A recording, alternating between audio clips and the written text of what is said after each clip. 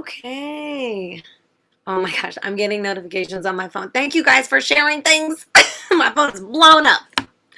Um, this is great. Okay.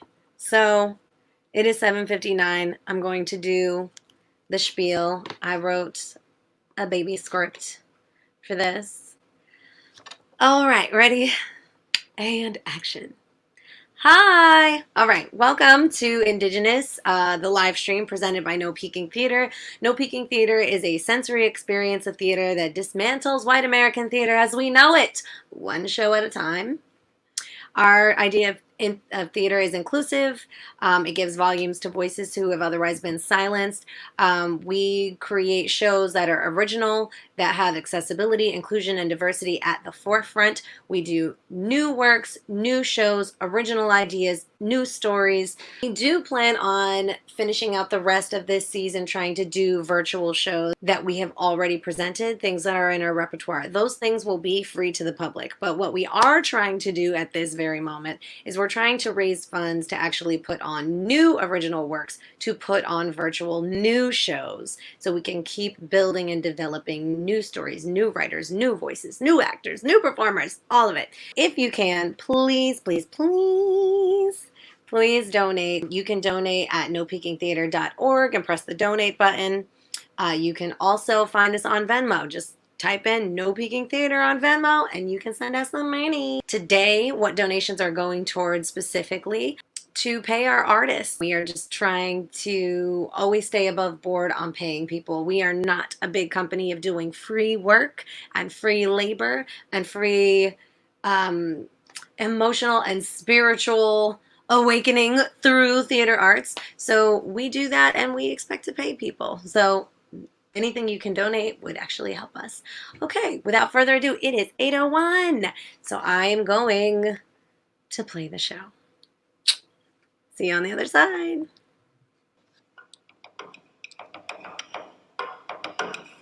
That peculiar musk on your hipster flannel. Marijuana. Recreational mixed with depression. Clinical. The aroma clings to your skin as I undress your body, rubbing body. I'll make you brown like me too. Our mouth sounds, hushed moans and low tones, pleasure rising like heat with only up to go. Your eyes, so red, political cynical talk as we lay naked. Post-coital, in the middle of the night, you play The Beatles on ukulele. For show repeating, Me gusta Latinos, like I don't know. The pitying squint on your forehead as I pull my cardigan one shoulder at a time. Then I say, I'm tired. I don't think I can drive. Can I stay? Hugging me quickly, you say I'm fine. Do you remember our first date? You showed up to my house with a tag on your dashiki turned inside out. We went for sushi. And when I positioned the slender wooden sticks in your hand with a kiss, you said, judgmental. You're just mental. Then we screamed and spilled the sake in front of the open-mouthed Orientals. After the date, you nailed me to the wall like a painting hanging me up, like an ornamented Indian on a tree placing me on a shelf like a beautiful decorative piece. So high I'll never be tall enough to reach. As blue erases locked with deep brown, I recognized my shrinking reflection in your eyes. Sexual tension peaking, releasing. I was reaching for that place, but you pushed me to my knees. You wanted it now on my face. I'm your candy, Willy Wonka. I'm the squaw that you saw in the store window a long time ago. An exotic trophy on display. Cold, alone, with nowhere to go. A foreigner in her own home. begging strangers for a white bone.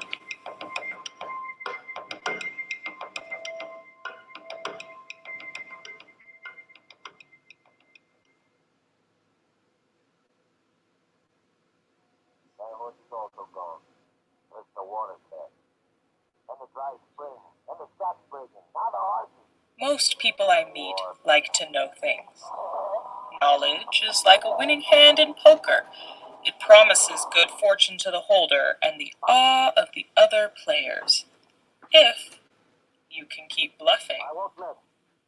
And knowledge is often a lot of bluffing, of claiming and naming, then hoping for the best, of offhand trivia and party tricks.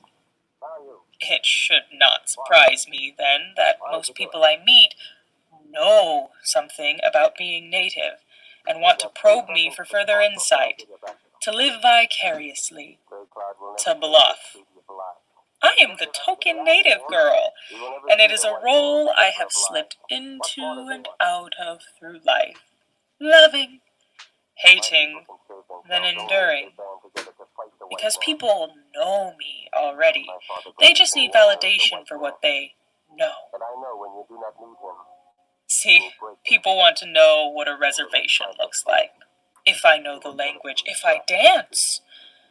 Simply put, they want to know if I am a real native, not a knockoff that apparently comes in droves wherever their knowledge comes from, and my relative realness depends on their perception of my connection to my tribe, which is defined by my time playing Pocahontas.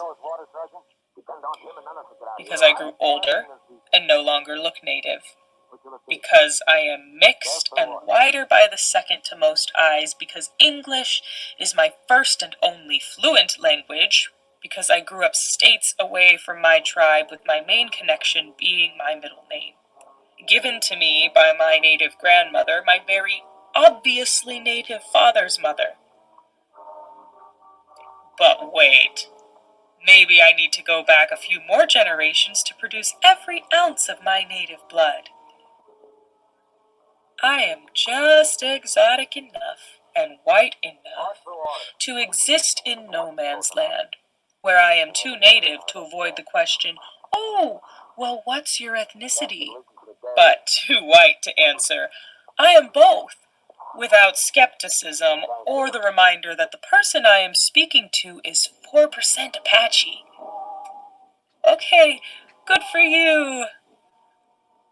Often, I apparently need to meet their native friend because we must have so many stories to share with each other. I confuse people, both at first meetings and after years of friendship without saying anything. My face tells people something about me, and they are curious. Because people want to know. But what they really want is for me to know that they know. That they understand that being native means being forgotten, assimilated, and made trendy. That they know what a blood feud is, and because they can name a series of state parks, I should somehow be edified by their knowing. As a child, being exotic meant the other kids wanted to know me. It was a chance to survive in school. As an adolescent, it meant already being known and put into someone's box of who I am meant to be. As a young woman, I am still not sure what it means, so I now put it in terms that most non-native people understand. I am two wolves. I am a story taken and translated so popular culture can enjoy me. I am one tribe, digested as if to represent the nuanced and varied cultures that manage to survive to modern day. On the one hand, I am white, and on the other, I am native, and the one that wins... Oh, wait. I don't get to decide that. Because if I feed one, the other is still very much a part of me.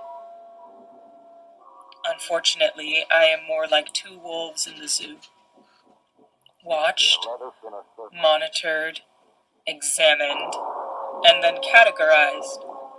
The color of my coat, or the flecks in my eyes, or the shape of my snout. These define me for all the knowers. I must fit their definition of a native to claim my heritage, shucking off the white side of me as though it were as disposable as my nativeness apparently is to them. But the problem with knowing, with bluffing, is misunderstanding. Knowing me by knowing American history means making me, taking my heritage, even my name, dependent upon someone else's meal plan, putting me at war with myself, waiting to see which drop of blood wins. I am starved of identity because I am engorged with an image, a mystical fantasy. I am divided, then stitched together again. I am two wolves, but I am also me.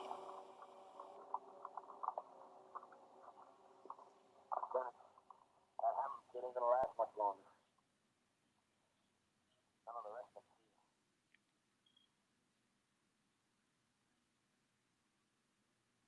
Yeah, I know what I said. There's still some tobacco in these sticks, and I've lived long enough. That brings me back. When Joe and I were kids, we would sneak off yonder and smoke my mama's cigarettes behind those trees. Our family's camp was on the other side of the grounds, but we would run all the way over there so we wouldn't get caught. Joe used to tell me stories about the rivers and the fish and the birds.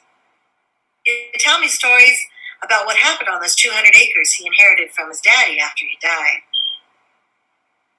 I remember when I was about 5 and Joe was 12, a white man in a nice suit knocked on my mama's door. He gave her a business card and said that he was interested in buying the land she owned. He talked to her for about an hour, and Mama, she was a funny woman. She sat there and listened real quiet until he was done. He sat back, smiled at her, and said, "Will you sell?" She took a sip of her coffee and said, "I'm afraid I can't do that because it doesn't belong to me. It belongs to Joe." He asked to speak with the man of the house, and Mama called Joe over. He was outside playing in the mud, so when he walked into the kitchen, that man's face quickly lost its smile. Mama asked Joe if he wanted to sell the land to this man in the suit. Joe looked him up and down and said, "Hell fucking no!" Mama laughed and laughed. That man turned bright red, picked up his suitcase, and flew right out the door. Never asked Mama what she would have done if Joe had said yes.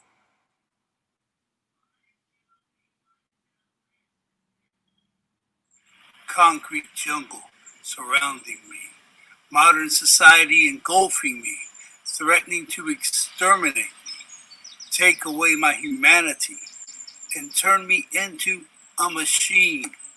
That in your spirit I have a dream of pine forest and mountain tree.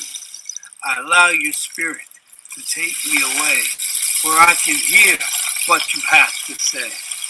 Father, Creator, take me away where I can dance and I can pray and I can hear what you have to say.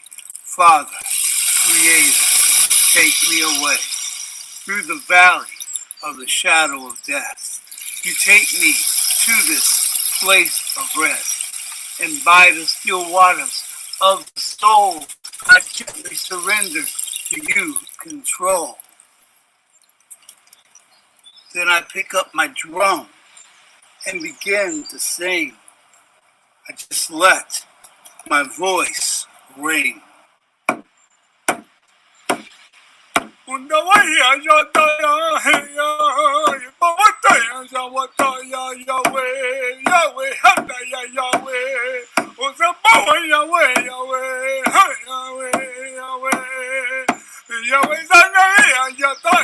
tayo sa pawikin, Yahweh, Yahweh.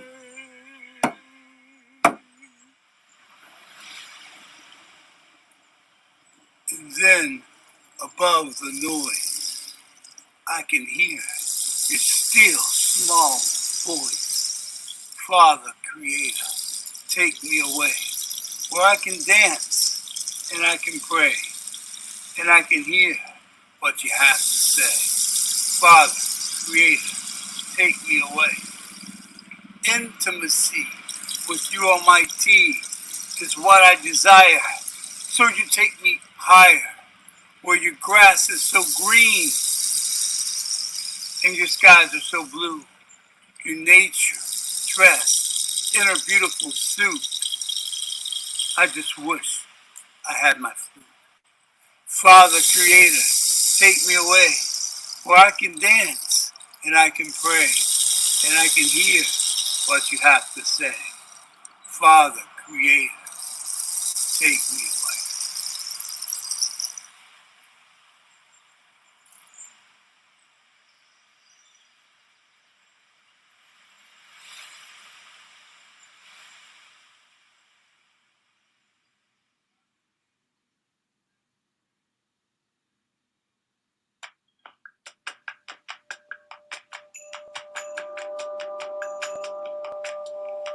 Awakening. Between a four-cornered sunset, I made my pillow. I slept a long time and woke up in cold eyes. Woke up in a nervous fear. Now, my dreams resound starlights clinging to that utopian fantasy. My body pushes along my own inner meteorites, memories of debris, disposing of my own conditioning, retiring undignified trophies. Everything hurts me because I'm listening. Nuclear bombs and bright explosions. Truth and history carving their names into the sky that scars like skin. I'm a high-flying bird, soaring relentlessly above the pollution of white supremacy. Decolonizing, though the gray smoke, twisty grabs my ankles, missing me and pulling down some of my people, forcing affection in Stockholm's shackles. Space is consuming our resisting entities. Everything hurts us, but it's only because, collectively, we're moving closer to the standing sun.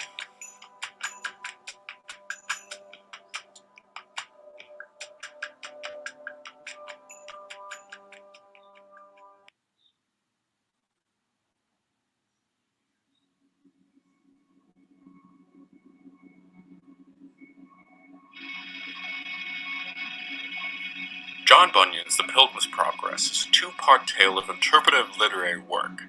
It's described as a depiction of the life and struggles of a Christian believer. Bunyan, a Puritan preacher, penned the book in Bedford, England over the course of his imprisonment for evangelical work.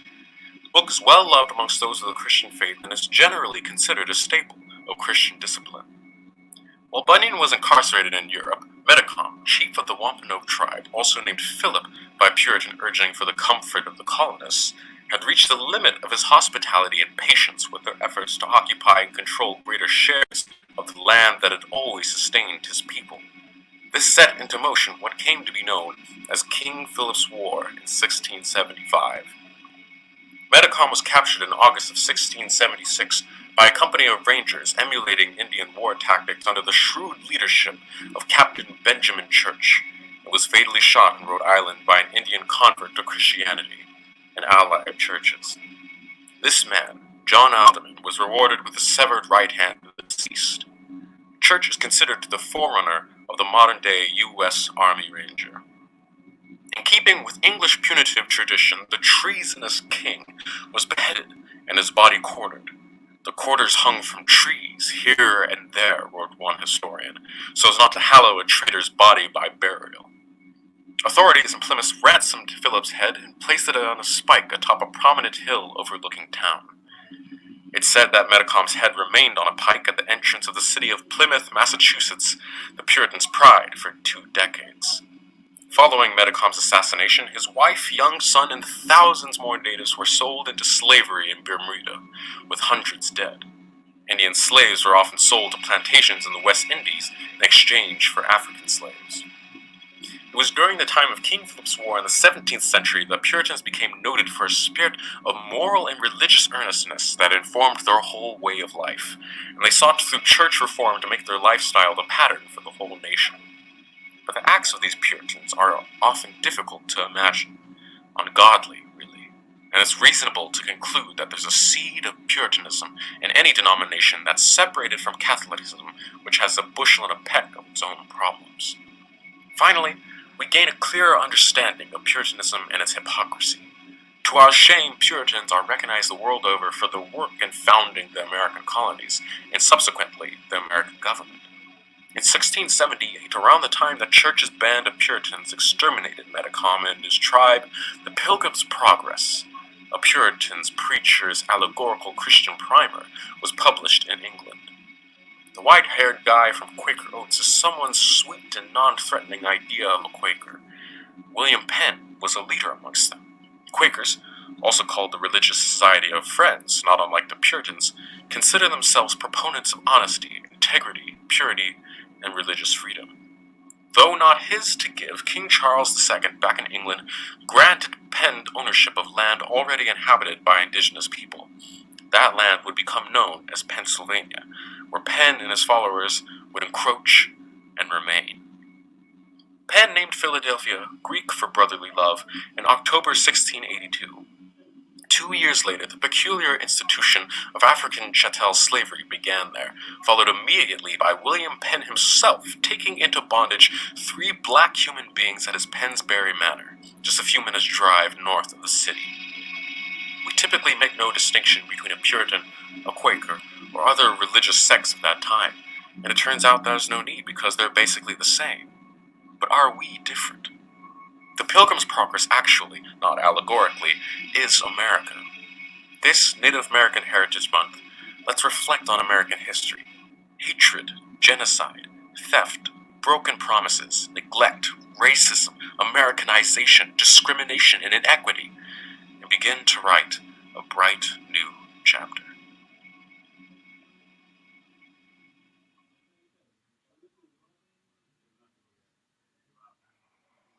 The medicine man was trying to think of a new story. He felt it in his spirit, but the words would not come out. One day in the summer, the preacher guided him to a lake. So he went and he sat on the shore, waiting for the story to come. It became night, then it became day, then it became night again. The medicine man knew that he needed to stay right there on the shore of that lake. So he didn't leave to eat or drink water. He waited. The next morning, a white crane came down from the sky. The white crane moved all across the lake with so much grace, and the medicine man was entranced by his movements. He left a perfect trail of white feathers as he guided over the water. Once the crane passed him, the medicine man walked into the lake to see the feathers more closely. When the medicine man looked into the clear water, he saw trails of bright fish chasing after the feathers. They were red, orange, yellow, blue, and green. The fish were moving so fast at the water that they looked like ribbons dancing behind the trail of feathers. The medicine man noticed that the fish were swimming opposite the crane's path. In the water, he saw perfect circles of ribbons and feathers. He'd never seen such a sight like this one before. The crane moved faster and faster. The fish swam faster and faster.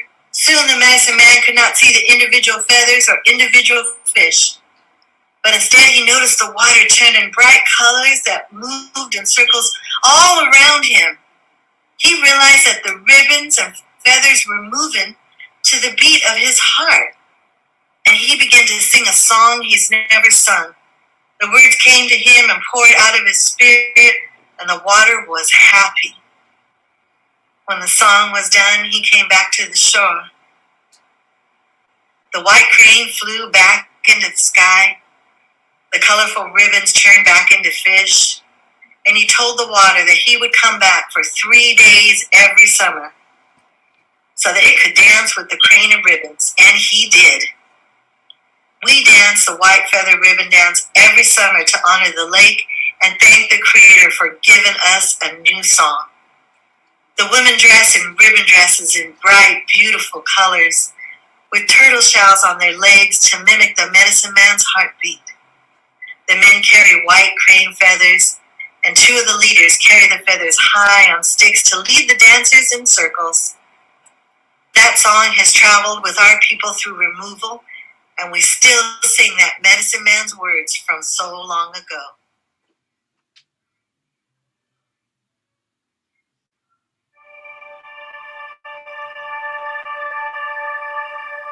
Mother, Mom, half of my heart will always be missing the part that belonged to you. Mom, you still don't love me. Did you love me in the womb?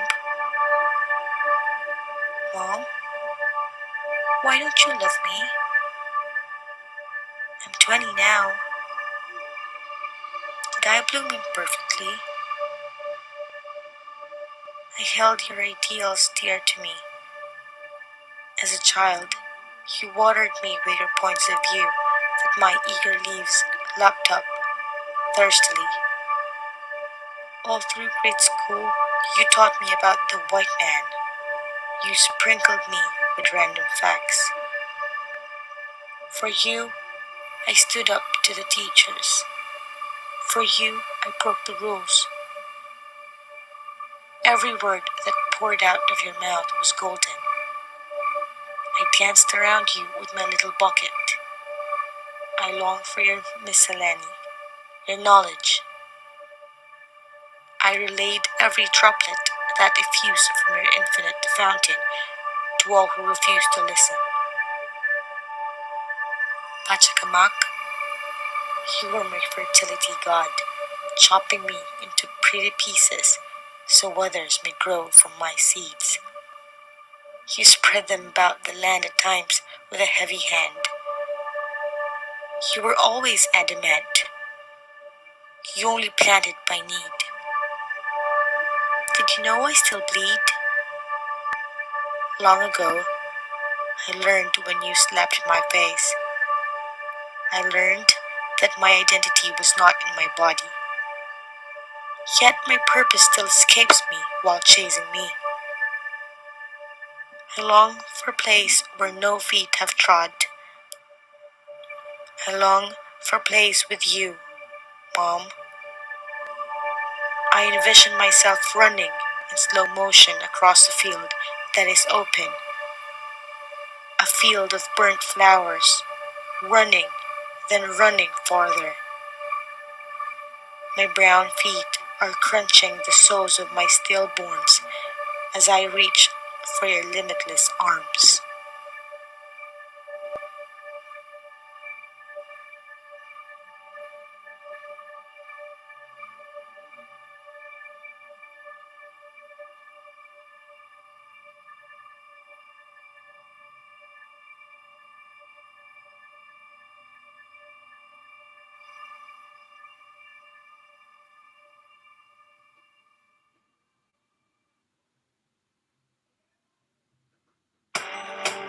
Amazonian warrior peoples left the Orinoco River Delta towards Aqua Blue unknown, in defiance of stormy spirit god Huracan, whose Malite maelstrom devoured countless canoes pulled beneath the churning sea.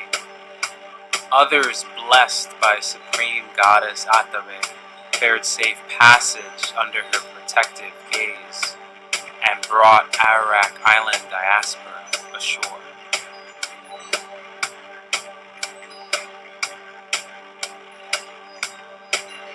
At the confluence of Caribbean identity, Taínos found cerulean sunsets and yucca leaves, each spelling tranquility on Ayiti. But we get priests carved radiant histories upon sandstone cliffs in grayscale swirls. Occasionally, the gods responded by casting blue waves to erode cherished beliefs.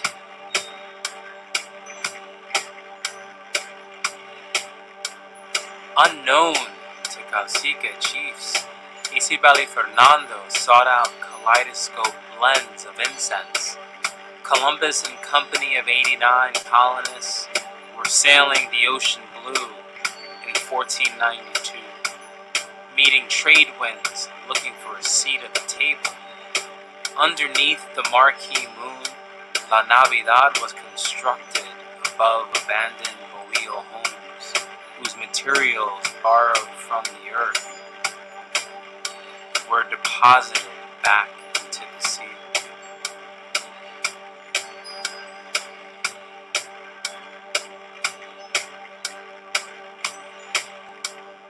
First, conquistadors came to manifest flint and steel waves, funded by Spain's royal greed. Lust coiled around their souls and descended into madness. Contrition and constructive guilt left moored on the Mediterranean, liberated them to deconstruct the definition of human being, to exclude those who viewed hummingbirds as rays of the sun.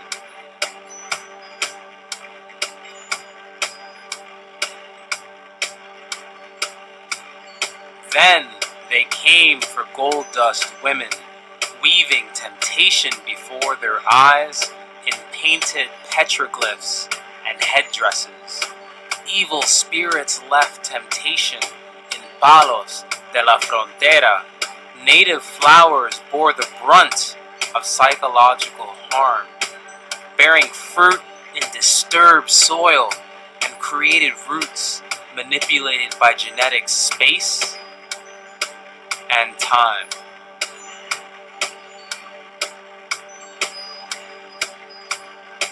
Monarchs expanded dominion over Yucayeke settlements and drained them of their people.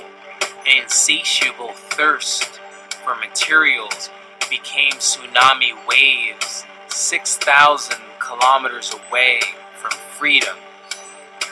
Hearts of gold painted black created cathedrals christened with blood exchanged from native hands who failed to mine their weight in gold.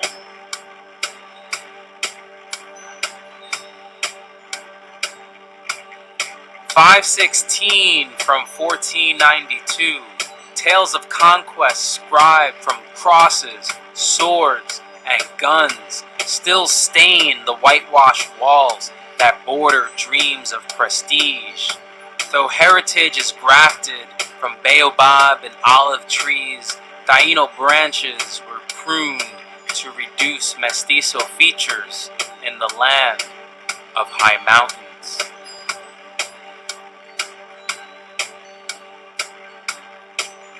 In blood lies new forms of resistance.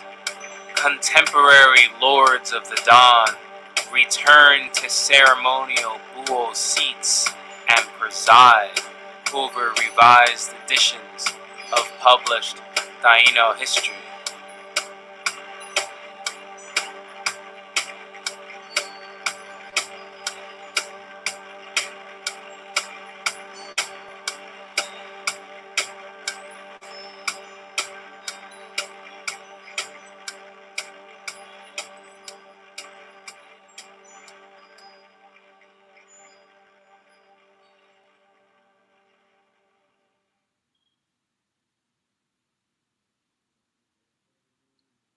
Thank you for meeting me. What did you find out? My mom died 5 days after I was born. Do you know how she died? That's what I couldn't figure out.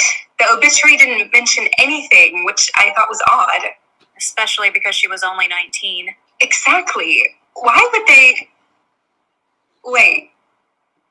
How do you know how old she was? Have you Googled your father? You didn't answer my first question. In due time. Answer mine first. I did. Nothing came up. Did you check the criminal records? No. Should I have? Well, not like you would find anything. What are you talking about? Have you heard of tribal sovereignty? Will you just answer my questions instead of asking me irrelevant things? It's not irrelevant. Do you know what tribal sovereignty means? No. Native tribes are nations. We have our own governments, healthcare systems, etc. However, the U.S. controls a lot of our funding from our own resources of income, our lands, and other things that an independent nation would manage on their own. So if you really drew a map of the U.S., there would be holes all over the place because it's full of little countries. Okay, what does that have to do with... I'm getting there. Just bear with me. Fine. So if I were on a reservation, it'd be like I'm in France or something? Not all of our lands and our nations are reservations, but basically. And if I commit a crime in France, the French government arrests me and I go through their criminal system and serve your prison sentence in France. Okay. However, the United States government doesn't recognize our sovereignty.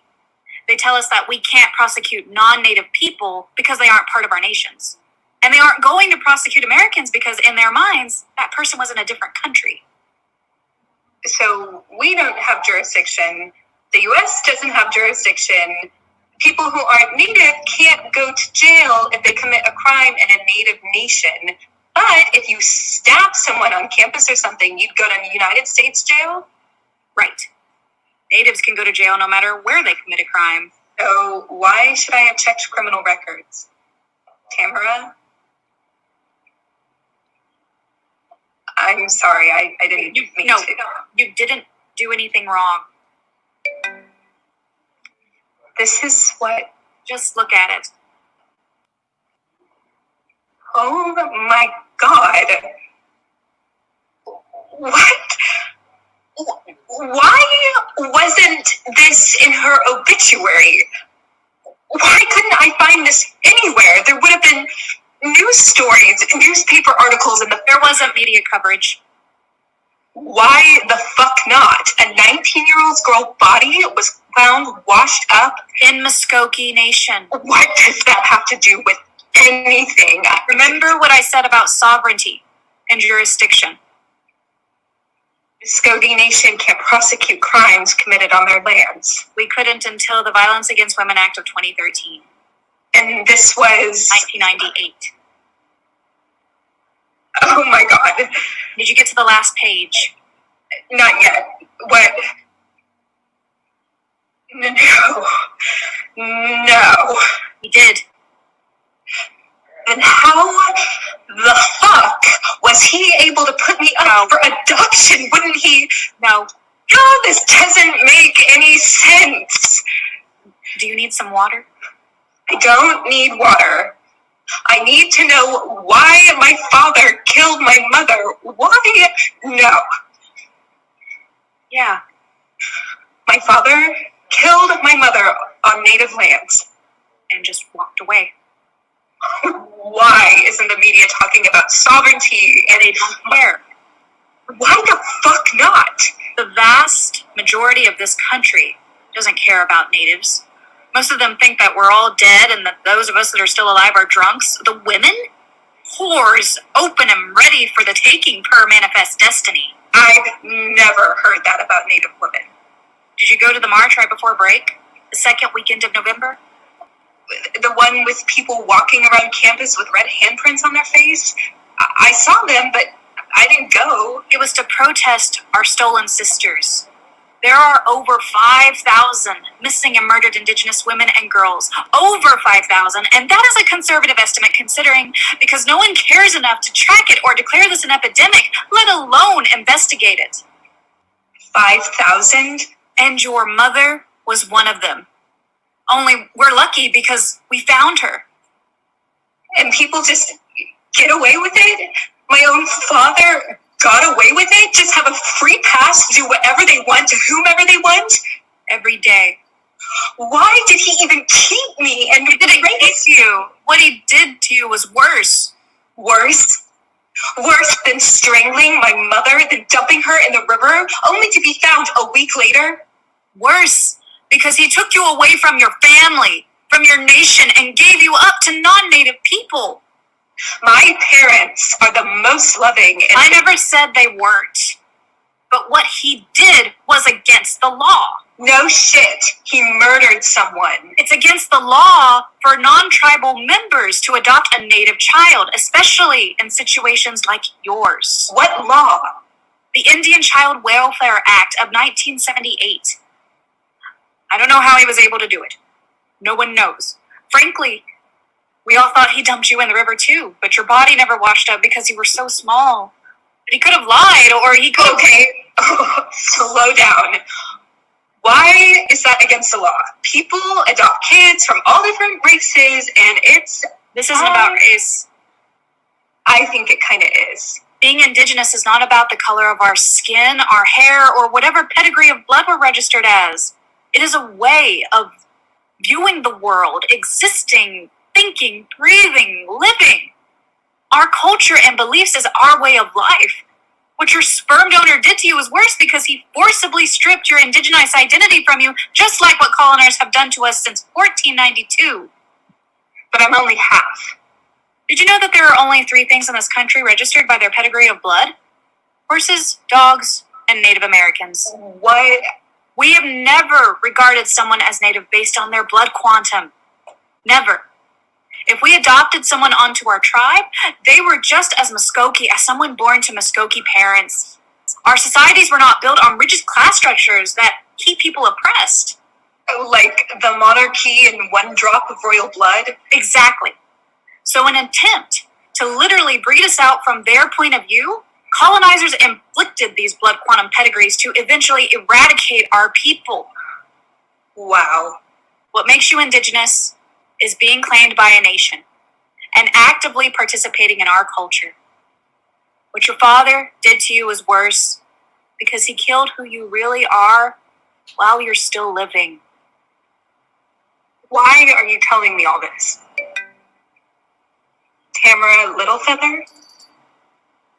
Yes. She is survived by her mother and father, Neil and Lee Starr, her brothers Daniel Lucas and Vincent Starr and their wives, and her sister, Laura Littlefeather. Laura's my mom.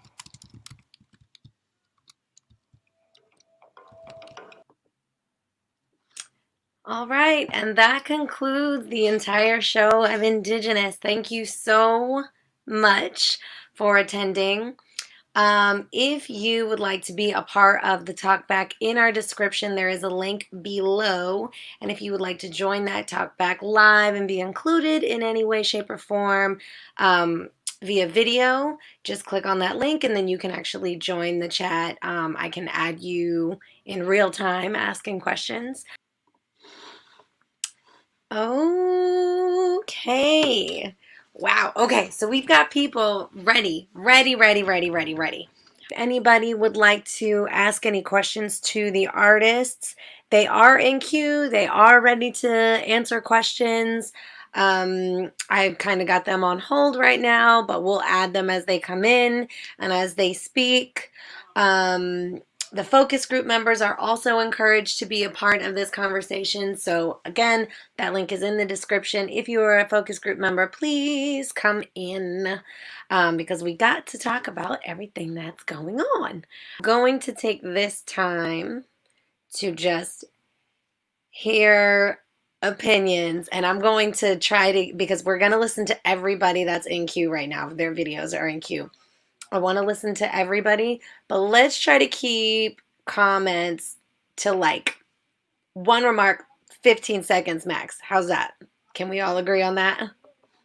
I'm looking at everybody's tiny little video, just waiting for a nod. Okay, so we're going to start. We're going to start with one of the writers. She is amazing. She was responsible for 3 of the pieces here, including 2 excerpts from a new play called Arbecka and the play Quantum. Her name is Tara Moses. She is also the artistic director of Tulsa. She's kind of a big deal. So I'm going to talk to her first. We're going to add her to the stream right now.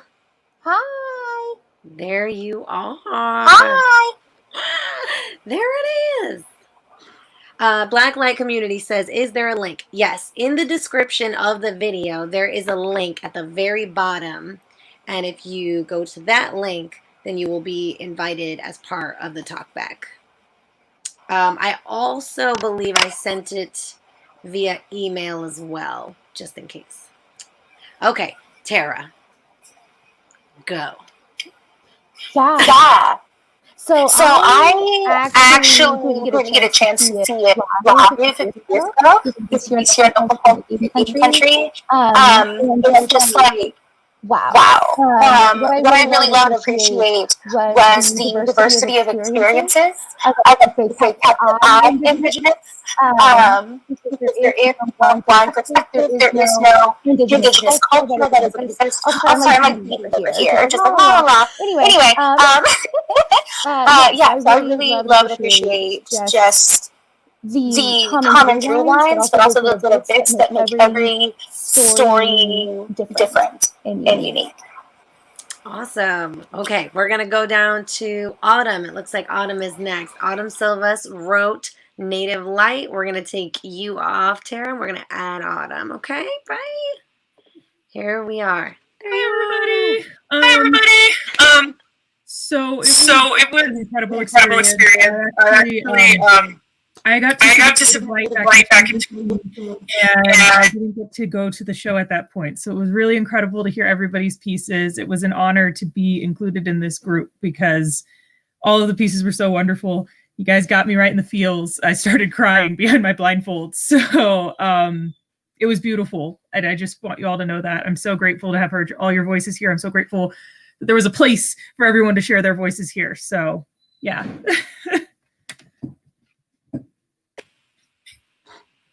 Next, we're gonna have, who else was in this focus group? We got Graham. How about Graham? Graham is a focus group member and was given a sensory package and was at our last he was a focus group member at our last show entitled Blackout, which was another virtual show. Okay, let's talk to Graham. Hi, Graham. Hey. I'm echoing in my own ear. So what I took away from this, as opposed to like, comparing like from a technical point of view this time, I think knowing what I was up against before, like, the objects and stuff and having us discuss that, it gave me a very creative freedom to explore within the piece. And so it kind of took on this whole very sensory, earthy feel to it. And I don't know, it just gave me more room for imagination. Like, there was the scene talking about the death, and this seemed like dirt to me, and I put this in the ground like a cross, like a funeral, like a. So yeah, it just seemed it seemed so much smoother to me, and I felt that the objects were not the primary focus this time, that they worked in tandem with what I was listening to.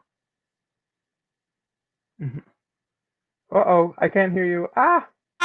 No, that's good because I was trying to minimize the echo. So that's great. So my excitement was meant to be ingested silently. Okay, thank you so much, Graham. Let's talk to Black Light Community. I think we've got several people in the house over here. Dun, dun, dun, just a...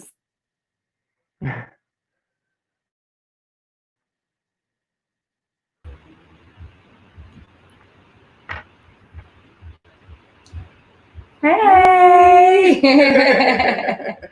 I know what, for me personally, what I took from it was that since, like, especially being blindfolded, you had no choice but to listen. but to feel what you were experiencing.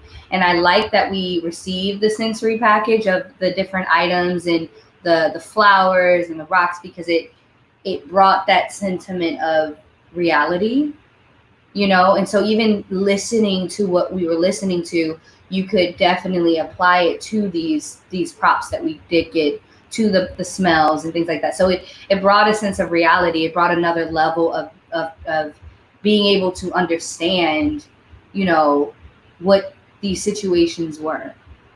So I appreciated that. It brought, I'm gonna be real, it was the most theater-esque that I've had since the pandemic. You know what I mean? Like, I've been a part and I've watched a lot of shows, and this was the first that I was like, there was an extra there was something extra that I could take from it than, you know, just listening to others act, you know, because theater is essentially that threshold. That's what makes it different than just watching someone on screen, is that sense of, you know, I'm not going to talk too much, but yeah, that's what I got. Taylor, do you want to say something? Oh yeah, I was going to say that I completely agree with the objects that came with it. I felt like the sound effects for me were more powerful, along with the scent, the rocks, the oatmeal and the cross. Mm-hmm. I felt that as the story went along, I understood why you said that was like number 4. That was number 3. Like I understood it more, and it gave me such a vivid, like, my vivid tree in my mind. It was very bright in my mind along with these things, because I smelled it before and I, you know, touched it before. So I was like, oh yes. It kind of felt like I was there. So I really appreciated that. It was wonderful. Mm-hmm.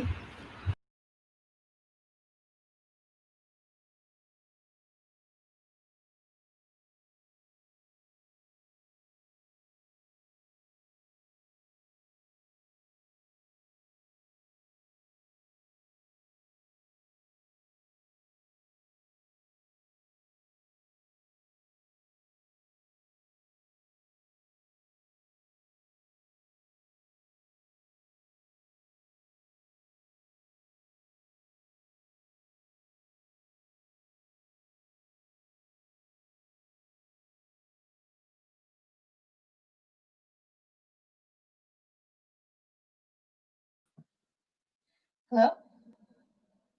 Sorry, you were on mute that whole time, so I don't know what you said. So I was explaining that we are oh no, I didn't even say it. You didn't hear anything. That's crazy. So we're going to take questions from other people that are queued in video right now. So if a question that is directed towards someone else in the video queue, I'm going to bring them up, and I'm going to mute myself, which apparently I'm really good at. And if it's for me, then I will answer the question myself. So go ahead, Meredith. Take it away. I didn't necessarily have a question. I didn't know that there was a queue, but since I'm here, I will say thank you so much for offering this, and it was really lovely in tandem with the panel that I attended earlier with Tara Moses, and the pieces really made me think of intent and impact, and how that is a part of the experience of this country. And I want to amplify what the last speaker said about how this is an incredible medium to bring us back into theatrical storytelling and to break the modes of the Eurocentric form of quote unquote good theater. It was really beautiful, and it brought me to someplace other than this little box that I'm in, which I've been in for 4 months, and it transported me. So I thank you. Thank you. Okay, so we're gonna move on. Thank you so much, Meredith. That was really heartwarming. Thank you. Let's move on. I see Eileen Ramos is in the house, so let's add her to this. Okay. Hi. So I did have a question. I'm just wondering your criteria with note-taking's criteria for selecting stories, And yeah, what were you trying to go for, if you even had any criteria at all? And were there any stories that you wish you could concluded but couldn't at the time? So yeah. So yes, actually, we did have a criteria for specific stories. For these four compilation works, when we are accepting a series of things, I just try to keep it as amorphous as possible. I try to give the prompt as the Latin American experience, or the indigenous experience, or the Black experience.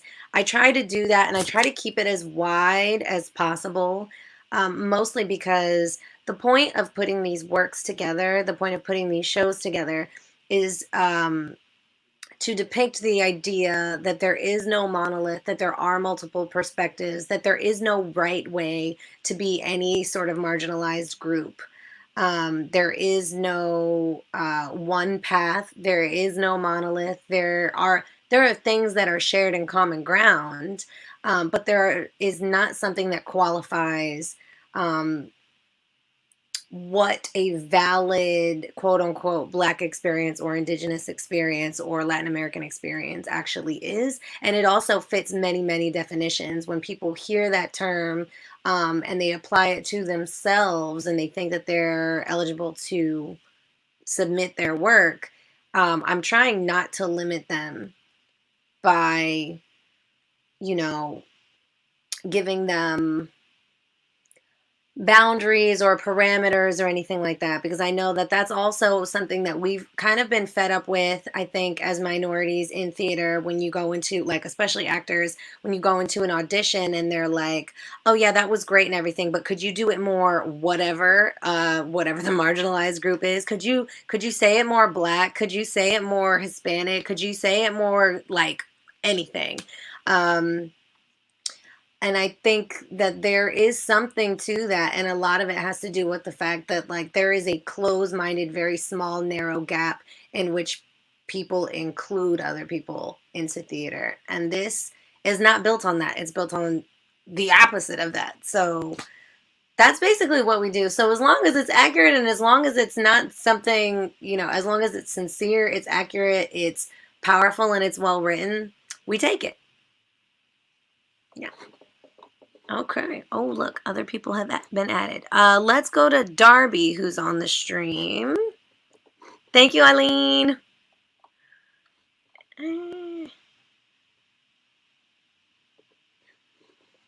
Okay. Oh, where did Darby go? He's gone. Okay, let's move on to Ileana then, shall we?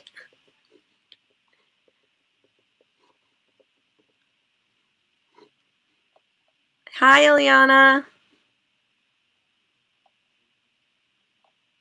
You're muted, Ileana. Unmute yourself.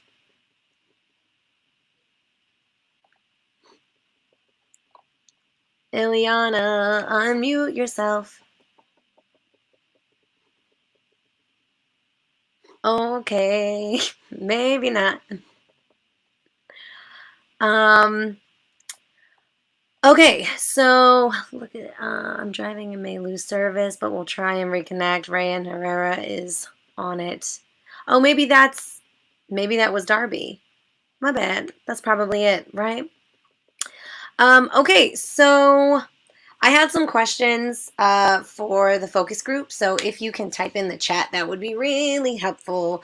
My first question is, what was your favorite fragrance and why? My second question is, what was your favorite prop and why?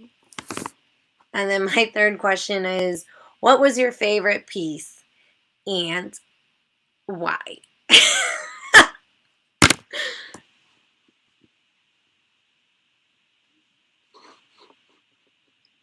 And I know there's like a tiny 30-second delay, so I know I'm going to have to wait a little bit. I'm going to be a little bit patient.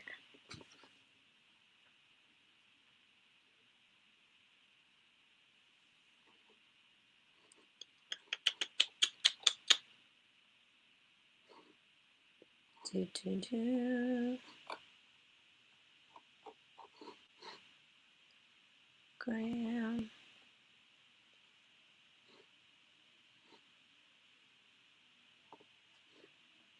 Ah. Looks like Ileana figured out how to unmute her mic. Good. Let's go to Ileana real quick. Hey. That's probably it, right? Ileana. Hi. Hi. Did you have a question? Not a question, but I did want to talk about how great I thought this show was, and someone mentioned it before, but like I think I've only gone to a couple of like shows and plays in my life, and like a handful. I could count them on one finger. And virtually, I think this was the most real like theater experience I've had in a while. So it felt really nice, and it was very emotional, and I loved it so much. What did you enjoy about it? The people, the stories, everything. Like I couldn't pick a favorite if someone asked. I just thought it was all really beautiful. Thank you so much, Ileana. Okay. I don't see any questions in this chat. What happened? What happened? Did everybody put something in the chat and I'm just waiting? I am. I'm just waiting. Great. Okay. Dang.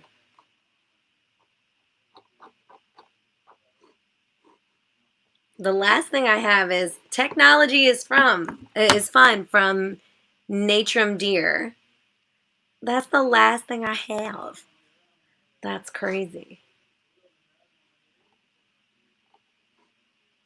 Oh, we have another focus group member. Let's bring on Hanan, shall we? Hanan is also our intern, so she is a member of the No Peeking Theater team. So I would love to get her feedback. Hi, Hanan. Hi. Okay, does it work? Yes, it works. Go ahead.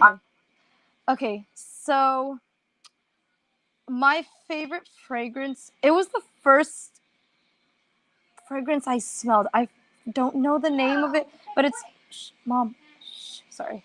But it was the first one I smelled. It reminded me of like a cultural scent that we have in this house around like Ramadan time, which is a Muslim holiday. But before the show, like before all of the clips started playing, to me it was just, oh, this is a nice smell. And then it was really easy for me to connect to those smells once I started actually listening to the clips and the whole show. It really gave me a different, like, oh, okay, it's not just a nice smell. I can connect to like what they were talking about. And my favorite clip was the final one when she was talking about her father, because it was sad, but I think everyone needs to know how natives were treated and still are. And when she said that they were forgotten, that was really sad, but I think everyone needs to know because this opens up conversations. It was beautiful. I loved it. And I'm really blessed to be part of the focus group. Oh, I don't hear my echo anymore. This is good.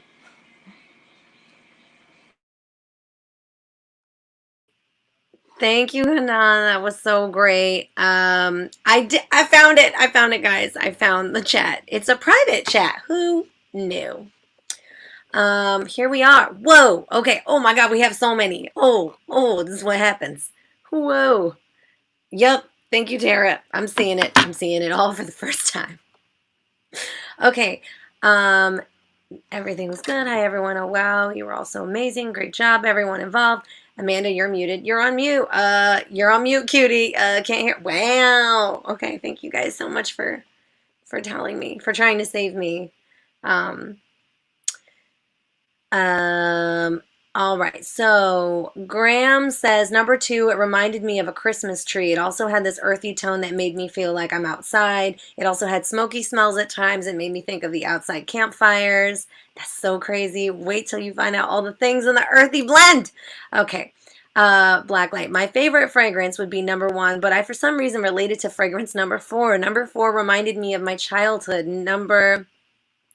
As far as my favorite prop, it would have to be the flowers in relation to the scenes.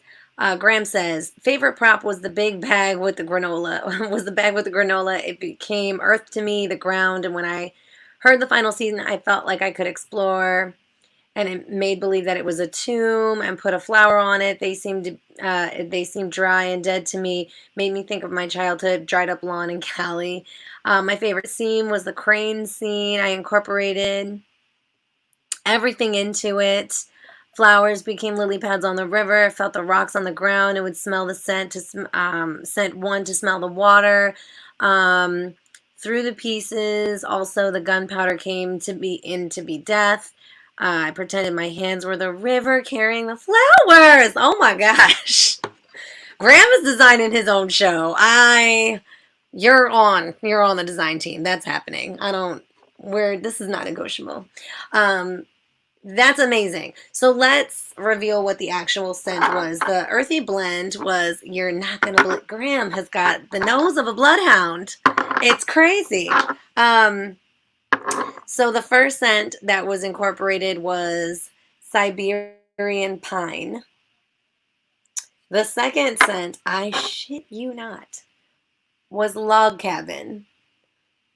The third scent was earthworm. And the last scent, I swear to God, Graham, was bonfire. These were all blended together because we had trouble deciding. We really wanted to send like 23 fragrances and we couldn't. And I was like, it was supposed to be 3. And I was like, well, maybe we go up into 4. So maybe if we just blend some things. So technically you got 7 fragrances. Yeah.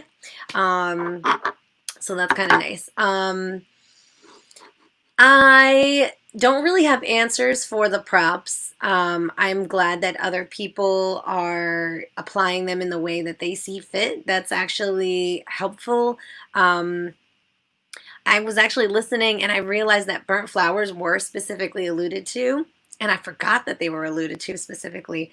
But it is very symbolic in nature, and especially thematic in this idea of the taking of land, the destroying of culture, traditions, things that are important, the land, both, aesthetically pretty and just quite the sustenance that keeps us, or the value that other people place on it. So am I on mute this whole time? No, I'm not. Okay, just checking. Whew. It says I can't hear. And I was like, panic, pure panic, and anxiety. That's fine. That being said, that was our show. If you haven't, please subscribe to the YouTube channel. Please talk about this show. Please talk about your experiences. Please invite other people to these shows. We plan on making this a recurring event. We started with Blackout. We have presented Indigenous tonight. We are also going to release in La Catch, which is a discussion of the Latin American experience. And after we finally release in La Catch, I believe that we will be rotating these to happen once every month, once every 2 months, maybe twice a month, so that these things are free to the public, are here, happening, accessible, keeping people entertained, keeping the eye on the prize, keeping humanity alive, keeping culture and voices that have otherwise been silenced or marginalized, or even if they were included. Right now in a pandemic, just shut down. Facilities and organizations are shut down, and that doesn't mean that there are not other ways to carry out a message, and we're going to carry that out. So I just wanted to say thank you to everybody that was coming, and we are wrapping up now. I appreciate all of you. I also do want to say a quick shout out to somebody that is not here, and was very and is very near and dear to me in this entire process. One of the reasons I decided to do this show was because of a person who was also Native and did not write anything, but helped guide me through a lot of this in conjunction with Tara, who also gave me so much guidance. She held my hand, my ignorant little hand. She held it. But the other person that did help me with this, their name is Ty. Ty and their partner Ian are embarking on a journey in which they are going to live mobily through a bus after they have gotten a recent eviction. They are a Native couple.